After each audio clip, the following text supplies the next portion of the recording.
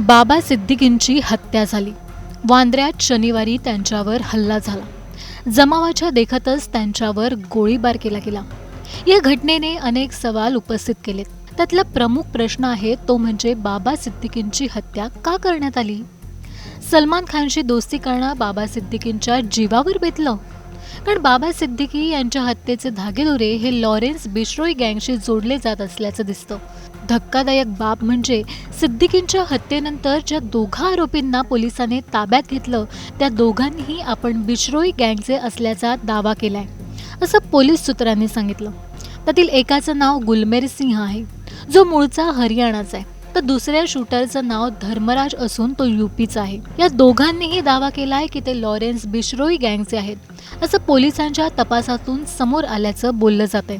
1.5 ते 2 महिन्यांपूर्वीच त्यांनी बाबा सिद्दीकी यांच्या घराची रेकी केली होती. वांद्रे पूर्वमधून आमदार राहिलेल्या बाबा सिद्दीकींची सलमान खानसोबत असलेली दोस्ती जगजाहीर आहे. रमजानच्या दरम्यान केल्या जाणाऱ्या हाय प्रोफाईल इफ्तार पार्टीसाठी ते नेहमीच चर्चेत राहिले आहेत. सलमान आणि शाहरुख खान यांच्या दोस्ती करण्यातही बाबा सिद्दीकींचा मोठा वाटा होता, असंही बोललं जातं. बाबा सिद्दीकींच्या इफ्तार पार्टीतच सलमान आणि शाहरुख खान यांना एकत्र आणत त्यांची गळाभेट घडवत त्यांच्यातला वाद मिटवला होता, असं बोललं जातं. शाहरुख आणि सलमान खान यांच्यासोबत बाबा सिद्दीकींचे फोटोही व्हायरल झालेत. दरम्यान आत्तापर्यंतच्या तपासात नेमकं काय घडलं तेही जाणून घेऊया. निश्चित तौर पे देखिए क्राइम ब्रांच को इस मामले की जांच सौंप दी गई है और क्राइम ब्रांच की जो यूनिट 9 है वो इसको इन्वेस्टिगेट कर रही है. एनकाउंटर स्पेशलिस्ट दया नायक जो है उनके पास ये जिम्मेदारी है इस मामले की जांच की और 2 लोगों से एक अज्ञात ठिकाने पर पूछताछ की जा रही है, क्योंकि सुरक्षा के कारणों से उन्हें क्राइम ब्रांच के दफ्तर से एक अज्ञात ठिकाने पर ले जाया गया है, जहां पर उनसे पूछताछ की जा रही है. उन्हें जो है आज मेडिकल चेकअप के लिए ले जाया जाएगा. उसके बाद में उन्हें मुंबई की किला कोर्ट में पेश किया जाएगा. वहां पर रिमांड के दौरान जो है और भी कई चौंकाने वाले खुलासे हो सकते हैं. लेकिन अब तक जो जानकारी मिल गई है सूत्रों के मुताबिक ये जो दोनों शूटर्स हैं, ये 3 लोग जो है मुंबई में तकरीबन 2 महीने पहले आए थे. मुंबई के कुर्ला इलाके में उन्होंने किराए का एक मकान लिया और किराए के मकान में वो रह गए थे. रोजाना जो है वो रेकी करते थे और बाबा सिद्दीकी की हर हलचल पे, हर मूवमेंट पे वो नजर बनाए रखे हुए थे. वो कब आते हैं, कहां जाते हैं, किनसे मिलते हैं, ये तमाम जो शेड्यूल है, अपडेट है, वो उनके पास हुआ करता था. और ऐसा ही कुछ दशहरे के दिन भी हुआ. दशहरे के दिन पहले से ये शूटर जो है वो घात लगाए बैठे हुए थे और जैसे कि हमने पहले बताया कोई एक और 2 साथी उनके साथ वहां पर मौजूद था, जो लगातार उन्हें लाइव अपडेट ब्रीफिंग देगा था कि बाबा सिद्दीकी इस वक्त दफ्तर के अंदर गए हैं, अभी वो दफ्तर से बाहर आए हैं, वो गाड़ी के पास पहुंच गए और उनकी गाड़ी के ही ठीक बगल में, क्योंकि शूटर्स को पता था कि बाबा सिद्दीकी जहां कहीं भी जाएंगे उनके गाड़ी के पास वो आएंगे और जब वो गाड़ी के पास आएंगे तो वहां भीड़ होगी और उसी भीड़ का फायदा उठाया, जो वहां पर आतिशबाजी होगी थी उसका फायदा उठाया और दनादन उन्होंने 6 गोलियां दाग दी, जिनमें से 2 गोली जो है वो बाबा सिद्दीकी को सीने को छलनी करते हुए चली गई. ये जो पिस्टल का इस्तेमाल किया गया वो 9.9 mm पिस्टल जो है वो एक प्रोफेशनल जो कॉन्ट्रैक्ट किलर्स होते हैं आमतौर पर ये लोग इस्तेमाल करते हैं.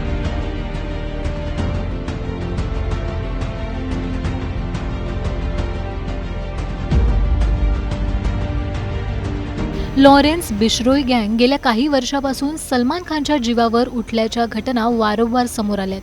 धमकीचं पत्र असेल, सलमान खानच्या घराबाहेर झालेला गोळीबार असेल, बिश्रोई गँगने सलमानच्या घराची केलेली रेकी असेल. पहिल्यांदा रेडी सिनेमाच्या शूटिंगवर एकदा बिश्रोई गँगने सलमानच्या घराची रेकी केली होती, तर दुसऱ्याच वेळी पनवेलमधील सलमानच्या फार्म हाऊसचीही रेकी करण्यात आलेली. त्यानंतर सलमानच्या गॅलेक्सी अपार्टमेंट या घरावर बेछूट गोळीबारही करण्यात आला. अमेरिकेत दबा धरून बसलेल्या लॉरेन्स बिश्रोईचा भाऊ अनमोल सध्या या गँगचा कंट्रोल करतोय. अनमोलचं नाव सलमान खानच्या घराबाहेर झालेल्या गोळीबारातही घेतलं गेलं होतं. सलमानच्या घराबाहेर ज्यांनी गोळीबार केला होता त्यांच्याशी अनमोल सिग्नल ॲपच्या माध्यमातून बोलला होता, असं पोलिसांचं म्हणणं आहे. तिथूनच तो त्यांना सगळे ऑर्डर्स देत होता. दरम्यान आता समोर आलेल्या या सगळ्या प्रकरणांनंतर यूपीचे माजी डीजी विक्रम सिंह यांनी मोठं वक्तव्य केलंय.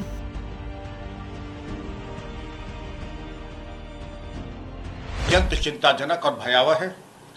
मुंबई के पॉश इलाके में एक पूर्व मंत्री, पूर्व विधायक, जिनका बेटा भी या तो विधायक है या पहले था, और जिसने अपने जीवन भय के बारे में चिंता बताई थी. कुछ सुरक्षा मिली थी, बताया जाता है 2 कांस्टेबल्स मिले थे या वाई कैटेगरी मिली थी. उसके बावजूद अगर हत्या हो जाती है और बाहर से आए हुए 3 पेशेवर हत्यारे, जिसमें एक है धर्मराज, दूसरा है करनैल सिंह, एक हरियाणा का, और एक उत्तर प्रदेश का, 9mm पिस्टल्स का इस्तेमाल किया जाना। 9mm पिस्टल्स या तो चाइना की ओरिजिन की होती हैं या फिर FM ब्राउनिंग की होती हैं। खतरनाक हथियार जो केवल पुलिस फोर्सेस वगैरह को दिया जाता है और उसकी इतनी पावरफुल मार होती है कि कमर के नीचे भी लगे तो जिसको मारा जाएगा, अगर वाइटल पार्ट पे नहीं भी लगी तो रक्तस्राव यानी हेमरेज से भी उसकी मौत होने की संभावना रहती है।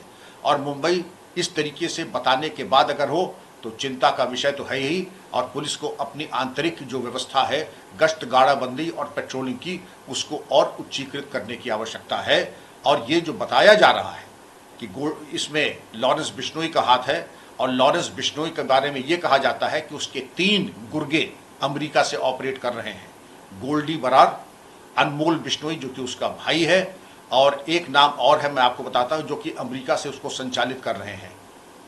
और अगर खुलेआम NIA ने अपनी चार्जशीट में इस गैंग के खिलाफ ये लिखा है कि लॉरेंस बिश्नोई गुजरात में है और उसके 700 शूटर हैं। मैं बताना चाहूँगा इसके पहले दाऊद इब्राहिम का गिरोह ऐसे ही चलता था, और उसने जिस प्रकार गुलशन कुमार की मुंबई में ही दिन दहाड़े हत्या की थी अबू सेलम ने, कुछ हमें वही परिदृश्य सामने आ रहा है। और इस तरीके के गिरोह तभी क्रियाशील होते हैं जब उनको कहीं से बैकअप मिलता है। इसके पहले दिल्ली में एक अफगान जिम ओनर की हत्या हुई थी, सिद्धू मूसेवाले की हत्या हुई थी, और हमने क्या आज तक कोई कार्रवाई करना ज़रूरी नहीं समझा। और ये कह देना कि जो सलमान खान का मित्र है वो हमारा शत्रु है, ये एक चुनौती है, और शासन प्रशासन से ये अपेक्षा की जाती है कि इस गैंग को निष्क्रिय करने के बारे में कार्रवाई करें। अभी ये भी बताया जाता है कि कनाडा में एक सिंगर की हत्या इस गैंग के द्वारा की जा चुकी है। तो यह तो हम कह दें कि आपने आत्मसमर्पण, जब मैं आप कह रहा हूँ तो शासन प्रशासन ने आत्मसमर्पण कर दिया है, या फिर आप गंभीर नहीं हैं। समय आ गया है गंभीर होकर के इस तरीके के अपराधियों और गिरोहों को नेस्तनाबूद करें, और 1-2 फुट सोल्जर्स पैदल सिपाही पकड़ने से काम नहीं चलेगा। गैंग के पीछे जरूर किसी विशिष्ट व्यक्ति का या संगठन का हाथ है, क्योंकि बिल्कुल संगठित अपराध के एक शीर्षस्थ गिरोह की तरह क्रियाशील हो रहा है।